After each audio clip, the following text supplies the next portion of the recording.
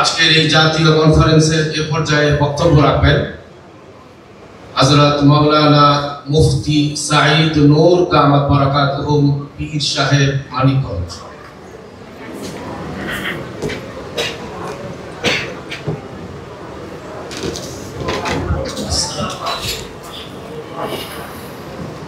আলহামদুলিল্লাহ রাব্বিল আলামিন। আল্লাহ পাকের মেহেরবানি আল্লাহ তাআলা এই ছোট মাশায়েখ আমাদের এইগুলো এরকম আলোচনা করতে এই অনুষ্ঠানে হাজির হতে পেরেছেন। আকামের মালামা এখানে আসছেন, অনেকেই কথা বলেছেন। আমাদের মুরব্বিদের আমাদের মুরব্বিরা আছে, অনেকেই দেখে নেই, পাই নাই, কেউ কাউকে পাইছে, যিনি আমার কোনো এলাকাতে মুরব্বি পাইছে আর কিছু সম্পদ গ্রহণ করেছে, সেটা আমার রাহবরই হচ্ছে।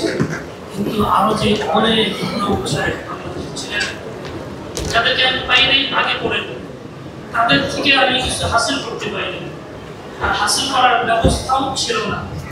আজকে এই ছোট ভাষায় যে এই জীবনী প্রকাশ করার মাধ্যমে ওনার অনুপস্থিতিতেও ওনাদের জীবনী থেকে আমরা কিছু হাসিল করতে পারবো, ওনাদের সুন্দর লাভ করতে পারবো। এই জন্য এই কাজটা অত্যন্ত সময় উপযোগী, খুব প্রয়োজনীয় ছিল।